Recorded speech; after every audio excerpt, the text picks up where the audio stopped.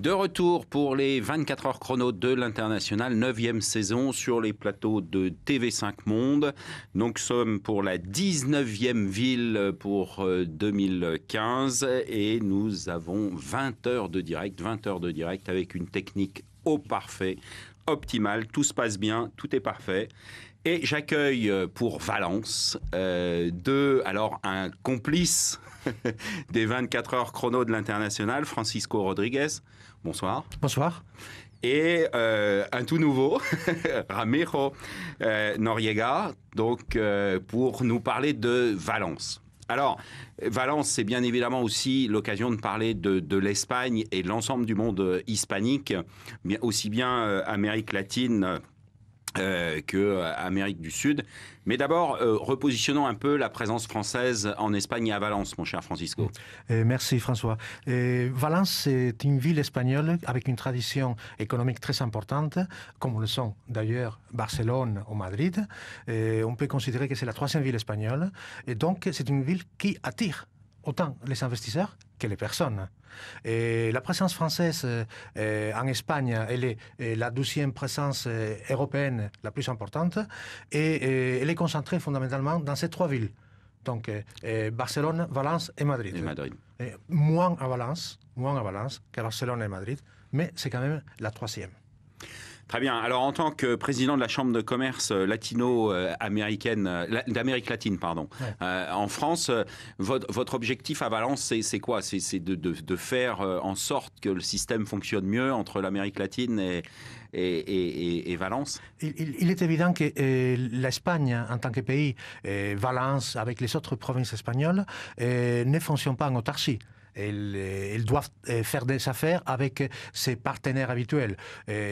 Actuellement, on peut dire que, par exemple, la ville de Valence, la communauté autonome de Valence plutôt, parce qu'il y a trois villes principales, elle fait des affaires en exportation, par exemple, avec l'Europe, un peu plus de 50%. Et après, la deuxième zone du monde, c'est l'Amérique latine. Et donc, l'augmentation des exportations valenciennes vers l'Amérique latine, elles ont subi l'année 2014 une augmentation de 70%. Ça veut dire qu'il y a eu une augmentation très importante. Très important. On va d'ailleurs aller interroger Jérôme Bonafont. Jérôme Bonafont est l'ambassadeur de France en Espagne. Alors, monsieur l'ambassadeur, pouvez-vous nous faire une rapide description de la présence française en Espagne ? On peut compter qu'il y a à peu près 100 000 Français inscrits sur nos registres en Espagne et donc à peu près 200 000 puisqu'on considère qu'il faut à peu près doubler. Ils sont principalement à Madrid et autour, à Barcelone et autour, et puis dans des grandes villes comme Valence, comme Bilbao, etc. Il n'y a pas un Français type qui va en Espagne. Il y a, je le disais, des gens qui viennent parce qu'ils sont envoyés par l'État ou par leur entreprise. Ils ne sont pas les plus nombreux et de loin. Il y a pour l'essentiel des gens qui sont venus pour suivre un projet professionnel, un projet de vie en Espagne, parce que la vérité c'est qu'en général quand on vient en Espagne, on y reste assez longtemps. Très souvent, les étudiants, les VIE qui arrivent pour quelques mois en Espagne trouvent que les opportunités sont telles et l'accueil est tel qu'ils y restent. Et très souvent, ils y font de famille et donc ils s'y établissent. Dans la région de Valence, puisque c'est celle dont nous parlons plus particulièrement, l'activité touristique attire évidemment énormément de monde, mais également la qualité de la vie qui fait qu'il y a une communauté de retraités qui n'est pas négligeable. Nous avons des établissements d'enseignement, des lycées, des collèges, donc eux aussi attirent des professeurs. Et donc vous voyez, c'est une grande variété d'activités professionnelles pour une communauté qui ressemble beaucoup à la communauté nationale dans sa répartition entre les actifs et les inactifs, les jeunes et les moins jeunes, les enfants et les parents. Merci, monsieur l'ambassadeur. Alors, de retour sur ce plateau, un point particulier, Francisco, à ajouter au propos de l'ambassadeur, si tant est qu'on puisse ajouter quelque chose après, monsieur l'ambassadeur.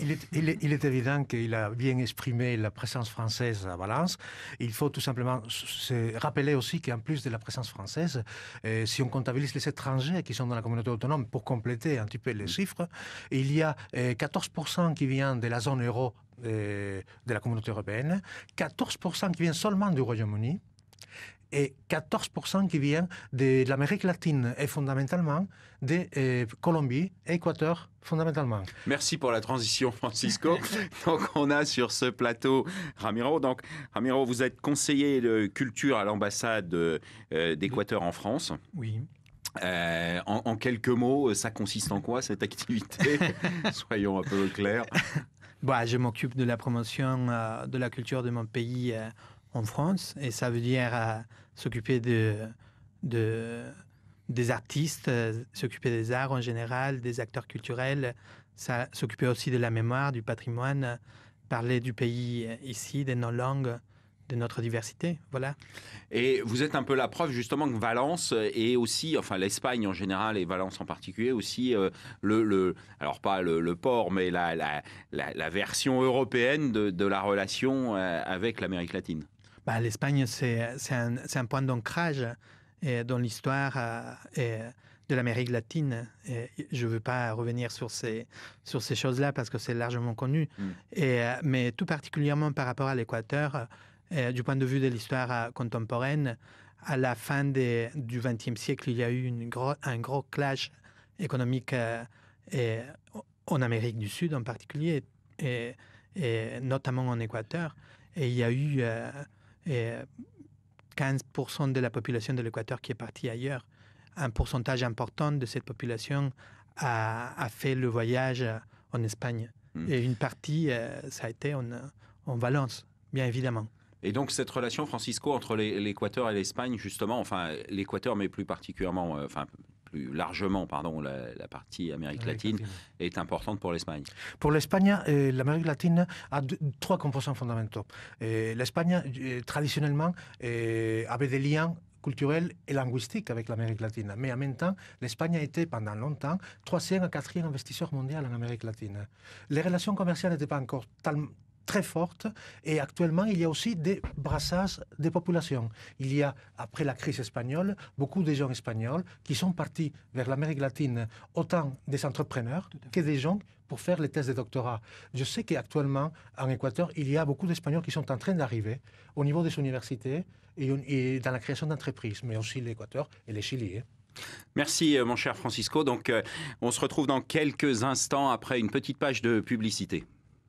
En janvier 2016, les 24 heures chrono de l'International fêteront leurs 10 ans d'existence. Profitons de cet anniversaire pour dire un grand merci à TV5 Monde, à tous les partenaires qui nous soutiennent, à tous ces Français du monde entier qui chaque année sont des nôtres. En quelques chiffres, ce sont près de 200 villes traitées durant toutes ces années. Plus de 4000 Français de l'étranger, qu'ils soient entrepreneurs ou expatriés, hommes ou femmes qui ont participé à ces émissions. Et enfin, au total, plus de 15 millions de visionnages durant ces 10 ans. Que la fête de l'International continue et rendez-vous les 19 et 20 janvier 2016 sur mondissimo.com.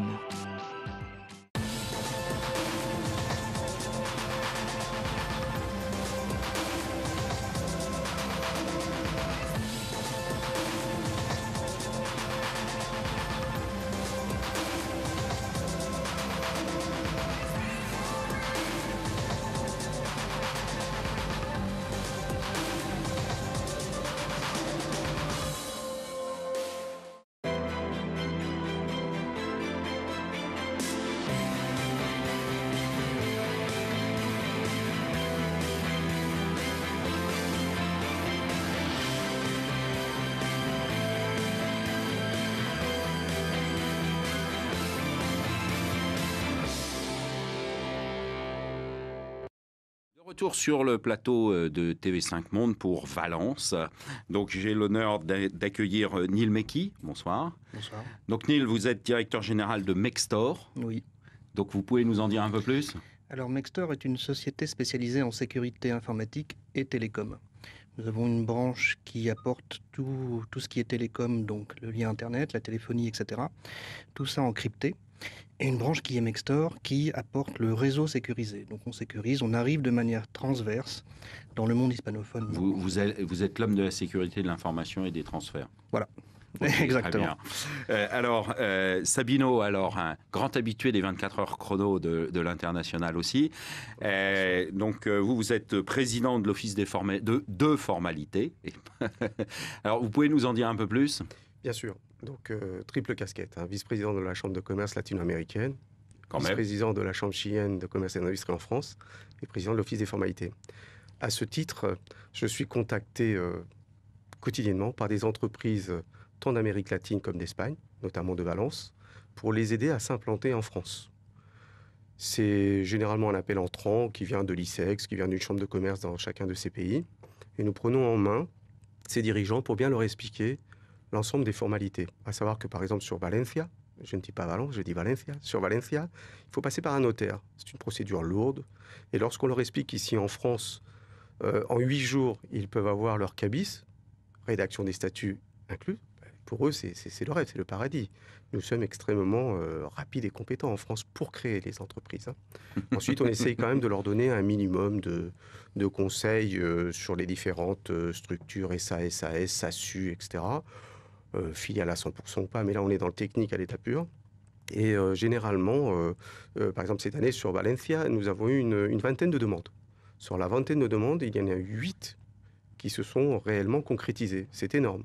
C'est énorme parce que, comme le disait tout à l'heure notre ami Francisco Queiruga, Valencia, c'est le 3e point fort, la 3e ville forte économique d'Espagne, pas la première, pas la 2e. Et le fait qu'il y ait toutes ces demandes de la 3e ville, alors qu'est-ce que ça va être pour la première et la seconde? Mais ça, je vous le dirai peut-être dans une autre émission. Alors, mon cher Neil, alors vous êtes un peu la preuve justement que l'Espagne est la porte d'entrée pour l'Amérique latine. Donc vous travaillez essentiellement et avec l'ensemble des pays d'Amérique latine. Absolument. Valence étant une ville importante dans les communications à ce niveau-là vers l'Amérique latine, nous arrivons à sécuriser toutes les communications, aussi bien Internet que téléphoniques, avec diverses solutions qui permettent aujourd'hui de lutter contre le piratage. Alors, il faut comprendre que le piratage, c'est pas forcément un gars dans sa cave. C'est tout un réseau aujourd'hui d'entreprises spécialisées, de mercenaires, qui viennent attaquer pas seulement des institutions, mais aussi des entreprises, des sociétés comptables, des sociétés qui ont des données à vendre à des concurrents. C'est à ce niveau-là que, aujourd'hui, n'importe quelle entreprise qui communique en Espagne et dans le monde latin peuvent être attaquées, peuvent être cibles de mercenaires, pour le compte de la concurrence, par exemple. À ce niveau-là, nous avons développé des systèmes de sécurité propriétaires qui permettent, entre autres, d'assurer qu'il n'y ait pas de décryptage possible, en tout cas même pas de notre part, des communications. C'est sécurisé totalement des deux côtés par le client. Exactement. Très bien. Merci mon cher Neil, merci mon cher Sabino. On va aller interroger Bertrand Barthélémy au sujet des opportunités d'affaires en Espagne. Indépendamment du secteur, je pense que n'importe quelle entreprise française qui a un bon produit, qui présente un bon rapport qualité-prix adapté au marché espagnol et qui surtout se donne les moyens de réussir sur ce marché, a des opportunités à saisir. La consommation, comme je disais à l'instant, reprend petit à petit, donc là il peut y avoir des opportunités. Et puis il y a des secteurs dans lesquels nous identifions beaucoup de synergies entre la France et l'Espagne, qui sont très porteurs, avec participation d'entreprises des deux pays sur de gros projets. On parle par exemple du secteur aéronautique aérospatial, du secteur de l'automobile, tout ce qui est grande consommation, distribution, cosmétique, agroalimentaire en général. Donc il est clair que l'éventail est extrêmement large. Merci. Et de retour sur le plateau de TV5 Monde pour les 24 heures chrono de l'International. Et j'accueille de nouveau notre ami Francisco et notre ami Guillermo Saavedra, donc, qui est président. Alors, je vous laisse vous présenter. Le président de la Chambre chilienne de commerce et de l'industrie en France. Voilà. Lesquels on travaille ensemble avec la Chambre latino-américaine, avec José Francisco Queiruga. Et là, on parle d'opportunités d'affaires sur l'Espagne. L'un comme l'autre, vous avez bien évidemment des exemples sur les opportunités d'affaires sur l'Espagne et sur le monde latino-américain. Oui, si on voit nous, par exemple, au Chili, l'Espagne, il est largement représenté en Amérique latine et au Chili fondamentalement. La banque, les entreprises, comme c'est la langue qui permet, parce que comme en Amérique latine, il y a 22 pays qui parlent la langue, donc voilà, il y a ces mots, je profite pour dire que nous avons développé et fait avec la Chambre latino-américaine un manifeste pour que tous les forums, les réunions importantes au niveau international puissent être en espagnol. Voilà. Et donc, c'est l'une des choses pour laquelle... Vous faites pression pour la langue espagnole. Justement parce qu'il y a presque 800 millions d'habitants qui parlent espagnol dans le monde. C'est la 12e langue plus parlée en dehors de l'anglais. Donc, quand on va sur Internet, qui vient de parler tout à l'heure, notre ami Neil, par exemple, et on voit que sur Internet, c'est l'anglais et l'espagnol. Voilà, l'un des plus parlés. Bon, pour revenir au niveau de l'Espagne, par exemple, aujourd'hui, nous avons au Chili énormément d'Espagnols, scientifiques, chercheurs, des étudiants. Depuis qu'il y a eu le collapse en Espagne, on peut dire économique, donc les choses se sont inversées parce qu'il y avait beaucoup de Chiliens qui allaient en Espagne, et aujourd'hui, il y a des Espagnols qui vont au Chili. Et voilà. Donc c'est aussi, Francisco, encore une fois, une porte d'entrée. C'est une porte d'entrée, mais en plus, Valence, par rapport à l'Espagne, il faut signaler qu'il y a un port qui est un des ports les plus dynamiques d'Espagne, qui est excédentaire dans son commerce extérieur. Par exemple, Barcelone ou Catalogne n'est pas excédentaire en commerce extérieur. Donc, ce sont des éléments quand même très forts. Très important pour l'export, et la capacité, tous les services sont disponibles à Valence pour justement favoriser le commerce avec l'Amérique latine. Exactement. Le Chili, il est un des éléments importants parce qu'il y a beaucoup de demandes chiliennes et des sociétés espagnoles qui veulent partir au Chili. Et pourquoi? Parce que le Chili, il a un accord commercial avec l'Europe, mais aussi avec la Colombie et le Pérou, qui est important parce que ça génère une zone qui est beaucoup plus importante. Qui est beaucoup plus large. Et donc, ce n'est pas un marché de 20 millions d'habitants, c'est un marché quand même de 200 millions d'habitants, un mini-marché très important où il n'y a pas de taxes de douane. Donc, si je suis bien votre réflexion, mon cher ami, s'installer à Valence, c'est accéder à 200 millions d'habitants. Exactement. Très bien. Merci beaucoup. On va aller justement interroger Patrick, consultant interculturel à Berlist, pour avoir la notion... non, je me suis trompé, on va aller voir une pub. Oui. Publicité, s'il vous plaît. C'est bien. C'est bien d'aimer sa culture, d'aimer sa géographie, d'aimer son histoire. Mais je pense que le plus important, si vous voulez réussir en Espagne, c'est d'aimer les Espagnols. Hein, vraiment de les aimer. Et ça se lit sur votre front. Hein, c'est marqué sur votre front. Si vous n'aimez pas les Espagnols, eh bien les Espagnols le liront tout de suite sur votre front. Et ça ne fonctionnera pas. Hein, donc, et vous serez, le mieux, ça serait de repartir en France. Donc, n'oubliez pas, hein, il faut aimer l'espagnol. Et l'espagnol, il vient naturellement en contact avec vous, hein, par le regard, par la parole, par le contact. Hein, il vous fera la bise, et quand il vous connaîtra bien, il vous fera ce qu'on appelle un abrazo. Hein. Donc, il y a un lien fort. L'espagnol vous tutoie. Hein, évidemment, ça peut surprendre, mais on tutoie en Espagne, on tutoie son patron, on tutoie un ministre en Espagne.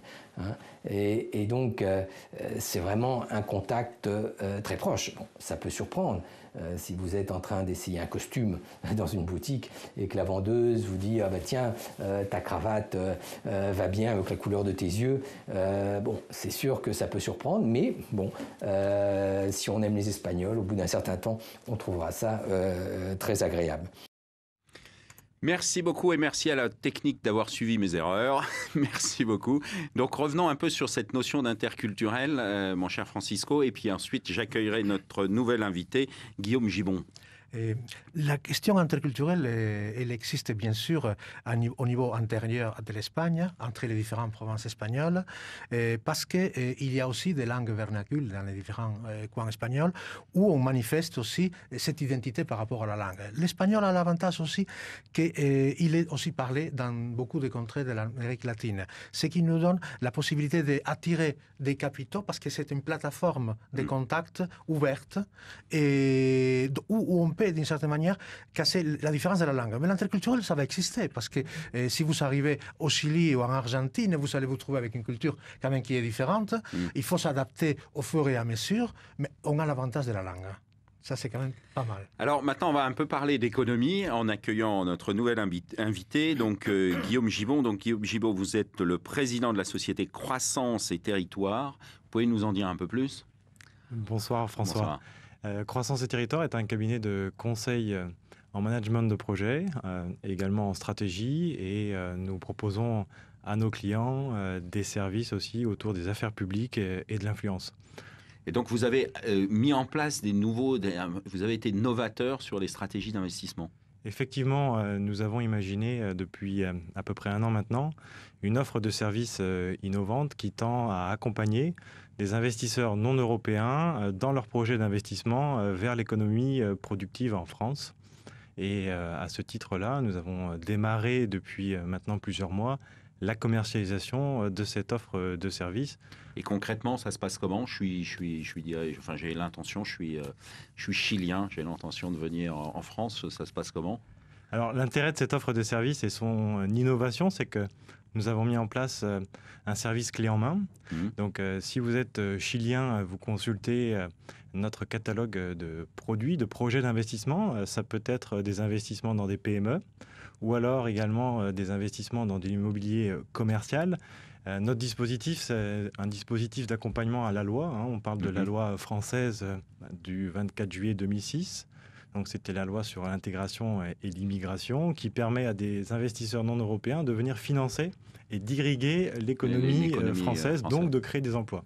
Donc, systématiquement, les projets que nous proposons sont des projets qui permettent de créer l'emploi et c'est ça l'intérêt. C'est ça l'objectif. Oui. Et là, du coup, on a un retour, mon cher Francisco, entre justement ce monde, entre la France et en aller-retour, entre la France et le monde latino-américain. Moi, quand j'ai connu l'innovation, je trouvais que c'était un système assez adéquat pour pouvoir capter des investissements.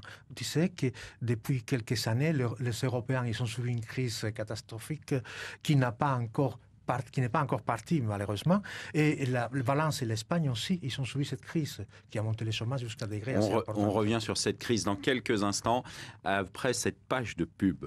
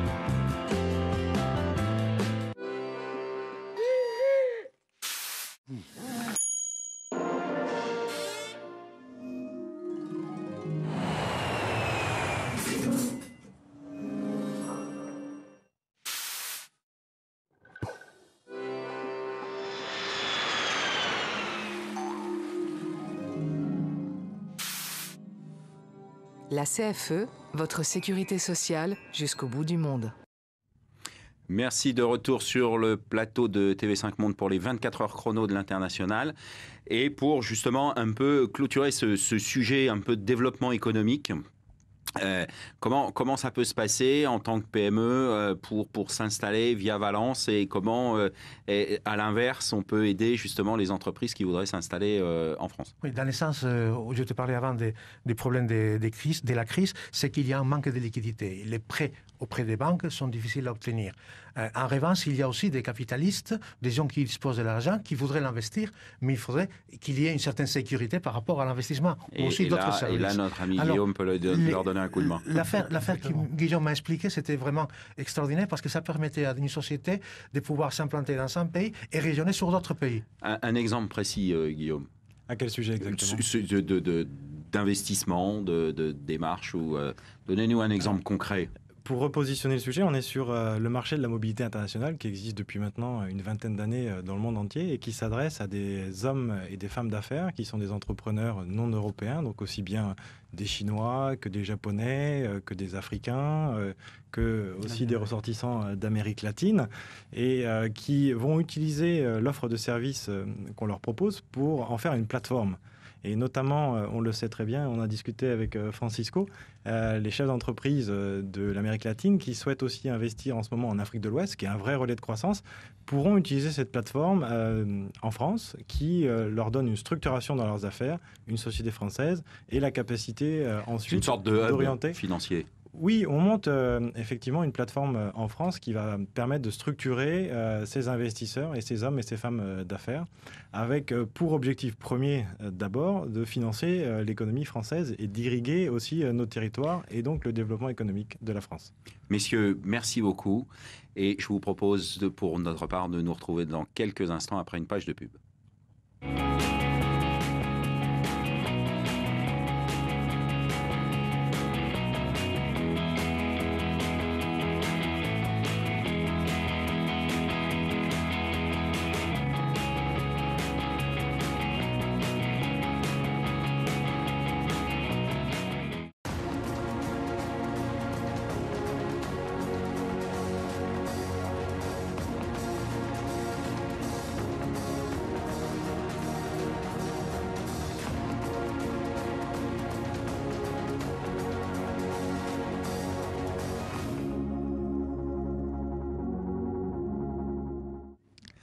De retour avec notre ombrelle sur Valence et bien évidemment j'accueille mes deux nouveaux invités. Donc Bakary, bonsoir. Bonsoir. Donc Bakary Djikin. Donc vous êtes avocat spécialiste du droit espagnol. Absolument. On va revenir vers vous dans quelques instants. Et Thomas Servetti. Bonsoir. Bonsoir. Et vous êtes ingénieur chez Artelia et vous avez vécu à Valence pour vos études en partie. Exactement. Alors racontez-nous un peu. Dites-nous. Alors j'étais en études en France et j'ai eu la chance de partir en échange à Valence. Donc j'ai fait 6 mois dans l'Université Polytechnique de Valence.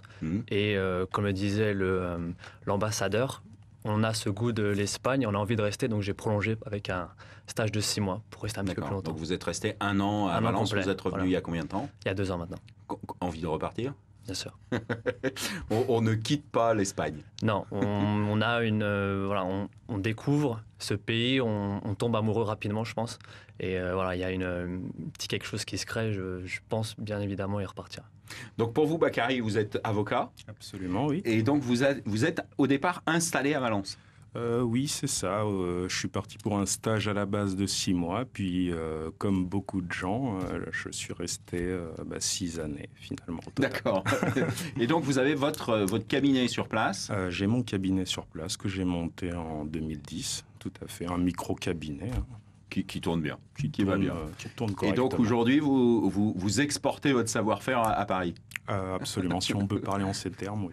Donc vous avez ouvert un deuxième cabinet à Paris? Je suis en train d'ouvrir la succursale à Paris, tout à fait. D'accord, très bien. Et vous avez vécu 6 ans donc sur place avec votre famille? 6 ans sur place, j'ai eu mon premier fils là-bas, j'ai profité des services de crèche, de garderie espagnole dans les premières années, voilà.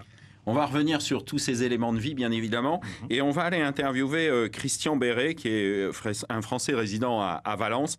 Quelles sont les possibilités à Valence en matière de scolarité, comme l'évoquait à l'instant Bakary? À Valence, nous avons la chance d'avoir un lycée français qui est d'ailleurs très bien, qui a une très bonne réputation pour la qualité de son enseignement bilingue. Le coût de la scolarisation des enfants dans le lycée français est d'environ 400 à 450 € par mois. Et en sachant que cette scolarisation peut être subventionnée pour les Français par un système de bourse. J'ai fait ce choix pour mes enfants pour qu'ils puissent profiter pleinement de cette opportunité d'avoir une double culture, française et espagnole. Et d'ailleurs, je suis très satisfait du rôle du lycée français sous tous ses aspects. De retour sur ce plateau pour les 24 heures. Donc, Bakary, une réaction justement. Vous avez mis votre premier fils à la crèche sur place. Oui. Comment ça s'est passé? C'était bien? Écoutez, ça s'est déroulé extrêmement bien. Voilà, au niveau des horaires, il s'est assez adapté aux horaires professionnels espagnols. Ça, oui, parce que là, on a des horaires un peu différents.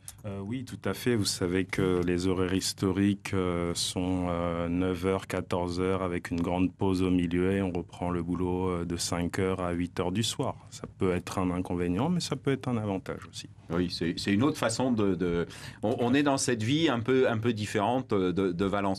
Justement... Thomas, comment vous avez vécu ce rythme un peu différent, y compris pendant vos études?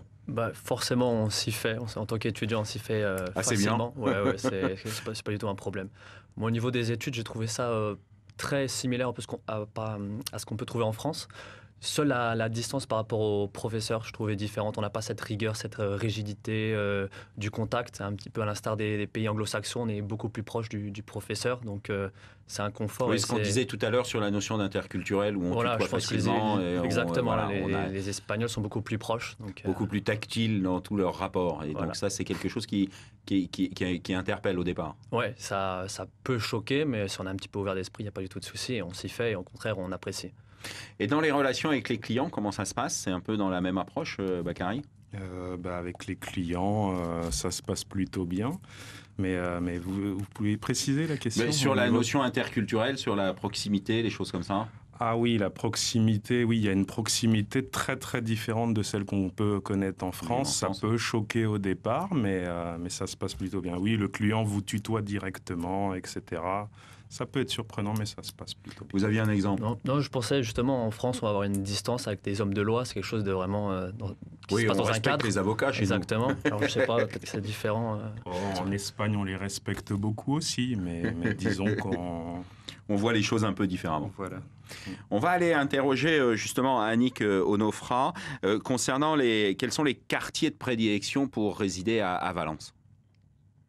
Le quartier privilégié des Français à Valence serait l'extérieur de Valence.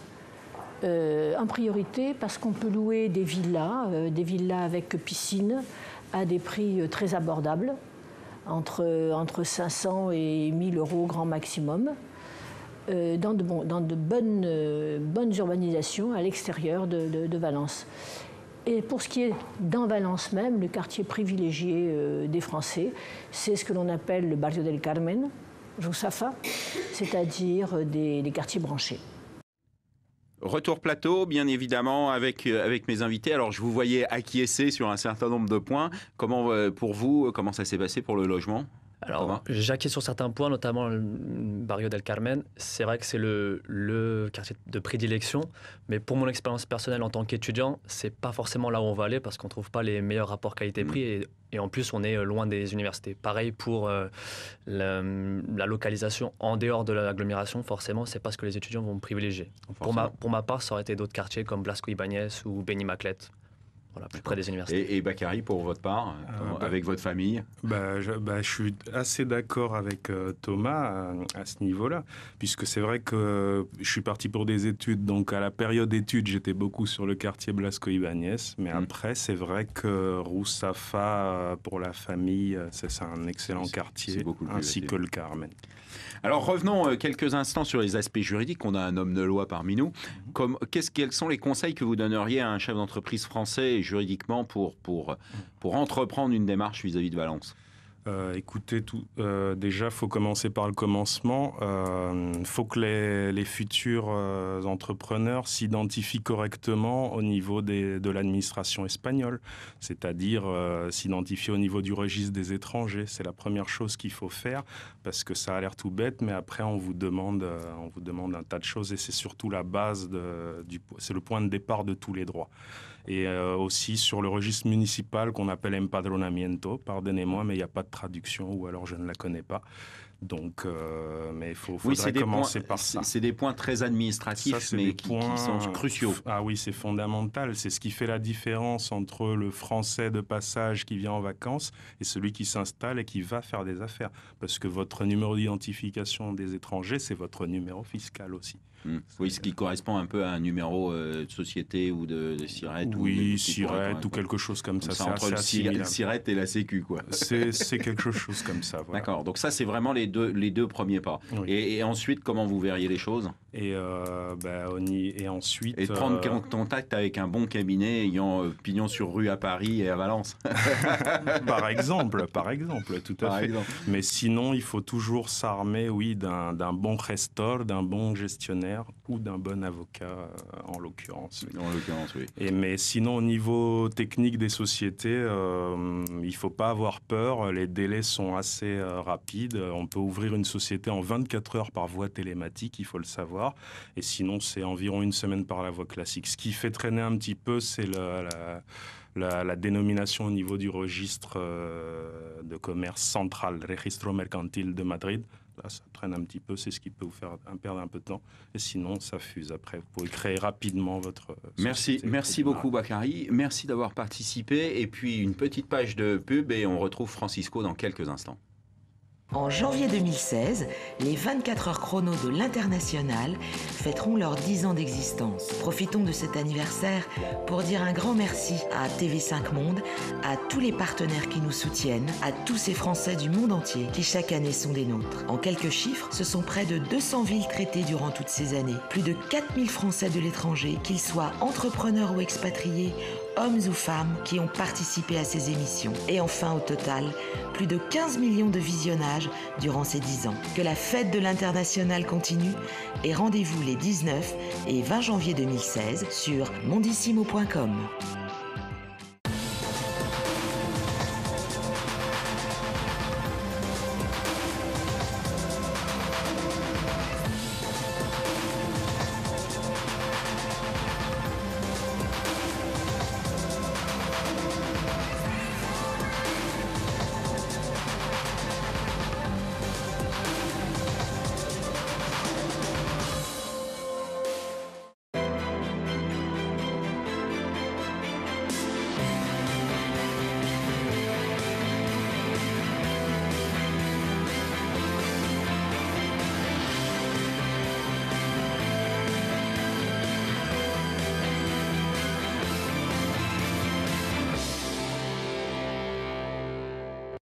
De retour pour les 24 heures chrono de l'International pour Valence et nous sommes un peu en conclusion de cette émission. Alors, mon cher Francisco, quelles sont un peu les erreurs à ne pas commettre quand on veut aller entreprendre dans le marché espagnol et plus particulièrement en Valence? Une des premières choses à faire, c'est toujours respecter l'autre, essayer de savoir comment il vit et comment il va percevoir notre manière de nous manifester.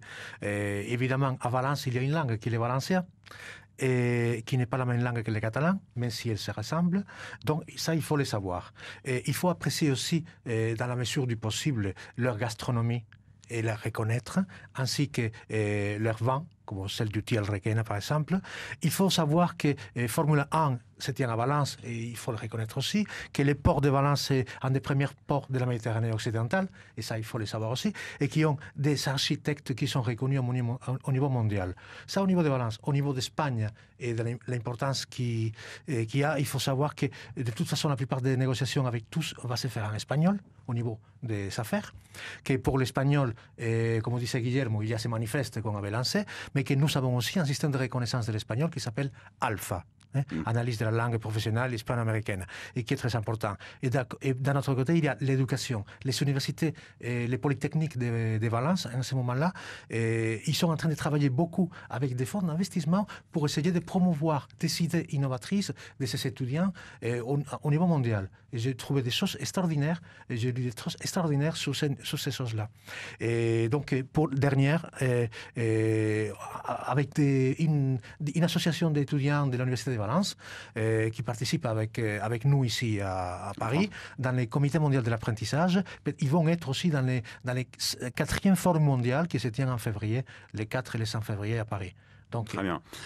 J'avais dit 2, donc comme d'habitude, les Espagnols comptent pas comme nous tout à fait. Est-ce qu'il y a 2 points, et essayons de rester dans les 2 si possible. Oui. Est-ce qu'il y a 2 points particuliers que vous verriez, mon cher Bakary?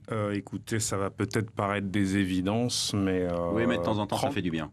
Prendre tout simplement déjà des cours de langue, que ce soit d'espagnol castillan ou de valencien, dans les 2 cas, ça c'est fondamental.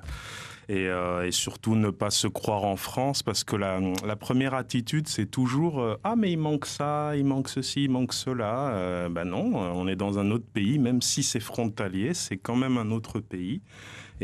C'est une autre façon de voir les choses et il faut changer de paradigme, et c'est pas parce qu'on est armé d'une belle paire de colonnes est-ce qu'on va réussir à fonctionner quand même. Absolument. Donc il faut s'adapter. Absolument. Eh bien, écoutez messieurs, je vous remercie, j'espère qu'on aura donné envie au plus grand nombre à aller en Espagne et plus particulièrement à Valence. Et concernant bien évidemment les 24 heures chrono de l'International, nous nous retrouvons dans quelques instants pour traverser la Méditerranée et aller à Casablanca.